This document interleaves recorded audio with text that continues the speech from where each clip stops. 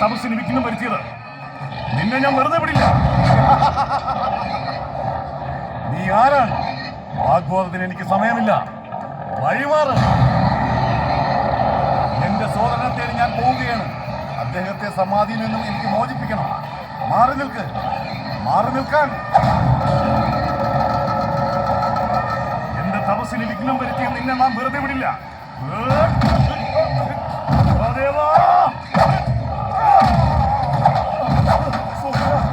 സോദരനോ, എന്നെ അസ്വസ്ഥനാക്കി നമ്മുടെ തപസ്സിന് വിഘ്നം വരുത്തിയ നിന്നെ നാം വെറുതെ വിടില്ല.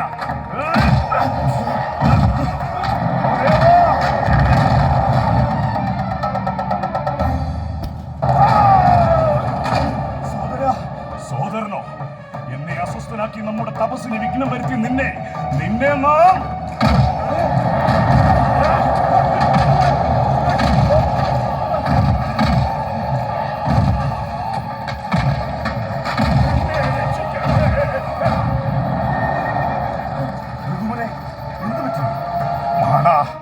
നീ മോചനം നേടിയോ? നന്നായി നന്നായി. എല്ലാ ദുഷ്ടതകൾക്കും ലോകനാശത്തിനും ഇപ്പോൾ ഇവിടെ സംഭവിച്ച ഈ സംഘർഷങ്ങൾക്കും കാരണം അവനാണ്. ആരാണ് മഹർഷേ? കലികാല ദാരുകൻ. കലികാല ദാരുകനോ? അതെ, അവനെ നേരിടാൻ വേണ്ടി മഹാദേവൻ അങ്ങയെ കൂട്ടിക്കൊണ്ടുവരാൻ നാരദനെ ഏൽപ്പിക്കുകയാണ് ചെയ്തത്. പക്ഷേ എന്തു സംഭവിച്ചു? നാരദർ സംശയിച്ച് മഹാദേവനോട് ചോദിച്ചു, പരശുരാമനാൽ ദാരുകനെ നശിപ്പിക്കാൻ കഴിഞ്ഞില്ല എങ്കിൽ എന്ത് ചെയ്യുമെന്ന്.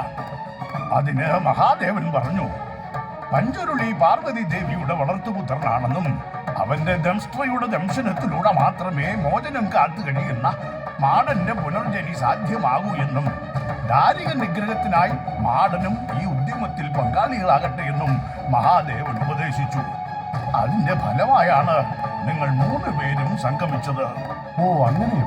അതെ, അവൻ നേരിട്ട് പരശുരാമനെ കാണാനും വകവരുത്താനുമാണ് ഈ കാട് കയറിയത്. ഇതിനെല്ലാത്തിനും കാരണം നാം ആണെന്നാണ് അവന്റെ പക്ഷം. നീ എവിടെ? ഓടി രക്ഷപ്പെടണ്ട. മരണം മരണം മണക്കുന്നു. വരൂ വരൂ.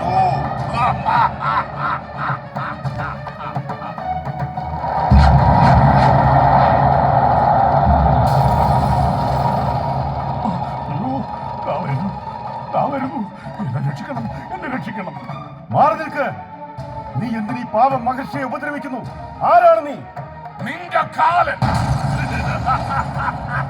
നിന്നെ മാത്രമല്ല, ഇവിടെ നിൽക്കുന്ന എല്ലാവരെയും ഈ കലികാല ധാരിക നിയമപുരിയിലേക്ക് എത്തിക്കും. ആദ്യം ഭൃഗു മഹർഷി. ഈ ലോകത്തെ എന്റെ കാൽച്ചുവട്ടിലാക്കും ഞാൻ. വരും തലമുറകളെ നശിപ്പിക്കും ഞാൻ. അതാണ് ഞാൻ ആഗ്രഹിക്കുന്നത്. എല്ലാം ഈ കലികാല ധാരികളുടെ ലോകം. കലികാലം കലികാലം കലികാലം.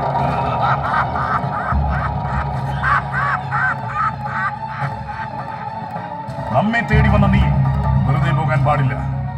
ഈ ലോകത്തിന്റെ രക്ഷകരായ മഹാദേവനെയും മാതാ പാർവതി ദേവിയെയും പരമഭക്തരെയും പ്രിയപുത്രന്മാരെയും നീ യമപുരിയിലേക്ക് എത്തിക്കുമോ? എന്നാൽ കാണട്ടെ.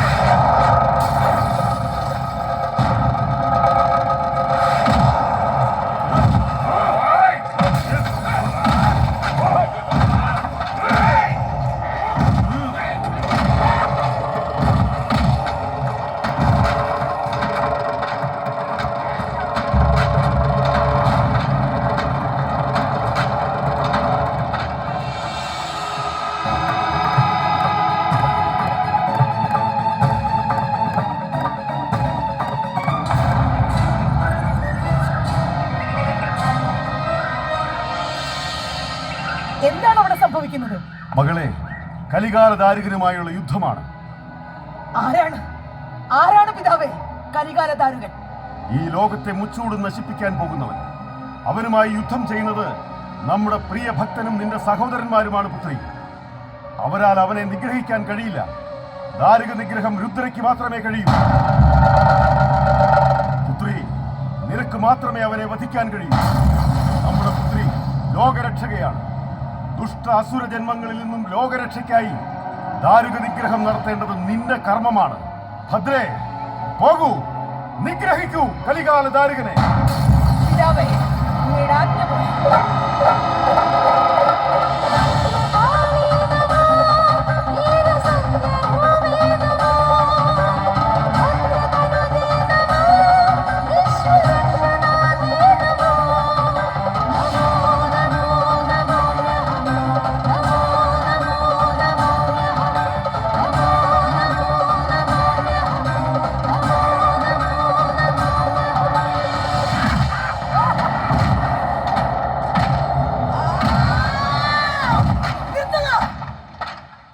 നമ്മോട് യുദ്ധത്തിന് വാ ദുഷ്ടജന്മമേ. നിന്റെ നിഗ്രഹം എന്റെ നിയോഗമാണ്. നമ്മോടാണോ നീ ഇപ്പോൾ അലറിയത്? വാഗ്വാദത്തിന് നേരമില്ല.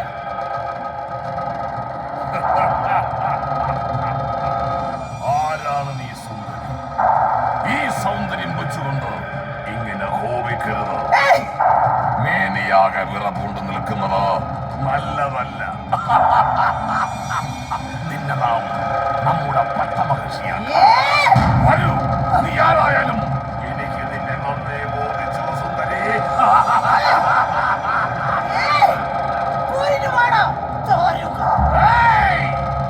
വെറും പെണ്ണായ നീ നമ്മെ പോരിന് വിളിക്കുന്നു. ആരാണ് നീ? നിനക്ക് ഓർമ്മയില്ലേ ദാരുക? നീ എത്ര പുനർജന്മം എടുത്തു വന്നാലും നിന്റെ അന്ത്യം എന്റെ കയ്യാണ്. ദാ കാണ്, നീ എന്റെ വിശ്വരൂപം.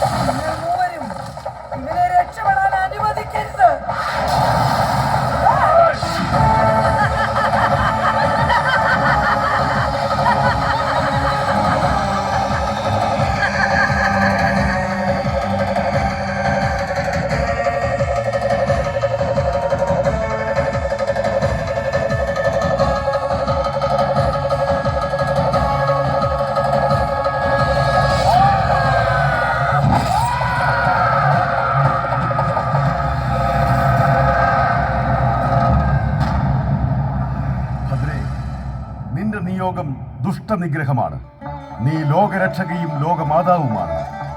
നിന്നെ അഭയം പ്രാപിക്കുന്നവർക്ക് അമ്മയായി നീ അവരെ കാത്തുകൊള്ളണം. മഹേശ്വര, അങ്ങ് ഭദ്രയെ കാണാതെ പോകരുതേ. അവൾക്ക് ഒരിടം നൽകണം. ദേവി, ഭദ്രയ്ക്ക് മാത്രമല്ല, മാടനും പഞ്ചുരുളിക്കും കർമ്മങ്ങൾ ചെയ്തു തീർക്കാൻ വാസസ്ഥാനങ്ങളുണ്ടാകും.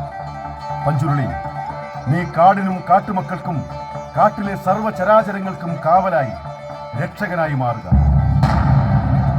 നിന്നെ നേരിടുന്ന ഏത് ശക്തിയായാലും നിനക്ക് ധർമ്മത്തിന്റെ ആയുധത്താൽ അവയെ വിജയിച്ചു വരാൻ കഴിയും. അങ്ങനെ കാട്ടിൽ അധർമ്മം തുടർന്നാൽ നീ എത്തുന്നതിനാൽ നിന്നെ കാലകാലാന്തരത്തിൽ ഗുളികനായും അറിയപ്പെടും. തഥാസ്തു. മകളെ ഭദ്രേ, പരശുരാമൻ വീണ്ടെടുത്ത 64 ഗ്രാമങ്ങളിൽ നിനക്ക് ഇരിപ്പിടമൊരുങ്ങി.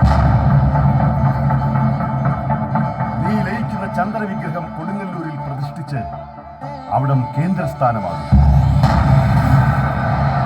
നിനക്ക് ചുറ്റും ഉപദേവനായി നിന്റെ സഹോദരൻ മാടനും സ്ഥാനമുണ്ടാകും. മാട, ദേവീ ചൈതന്യമുള്ള ഇടങ്ങളിൽ നിനക്കും വാസസ്ഥാനമുണ്ട്. ലോക നന്മയ്ക്കായി, ജനക്ഷേമത്തിനായി, ദേവീ സഹോദരനായി, കാവലായി, കാലകാലാന്തരങ്ങളിൽ മാടസ്വാമിയായും മാടൻ തമ്പുരാനായും നീ അറിയപ്പെടും.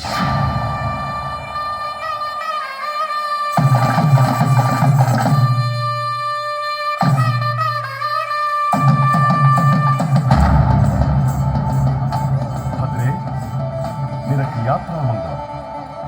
പിതാവേ ശ്രീ മഹേശ്വര, അമ്മേ ശ്രീ പരമേശ്വരി.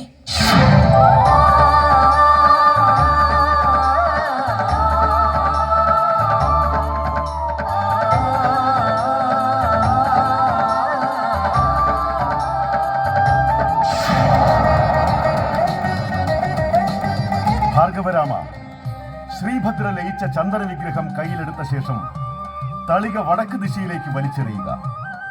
ആ തളിക ചെന്ന് വീഴുന്ന ഇടം ശാന്തിയും അശാന്തിയും സമ്മിശ്രമായി വന്നു പോകുന്ന തളിപ്പറമ്പ് എന്നറിയപ്പെടുന്നു. മഹാപ്രഭു, എല്ലാം അവിടുത്തെ അനുഗ്രഹം.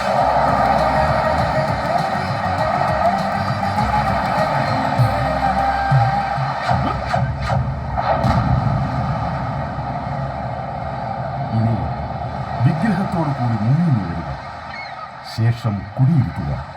മംഗളം ഭവന്തു. സർവമംഗള മംഗല്യേ ശിവേ സർവാർത്ഥ സാധികേ ശരണ്യേ ത്രയംബകേ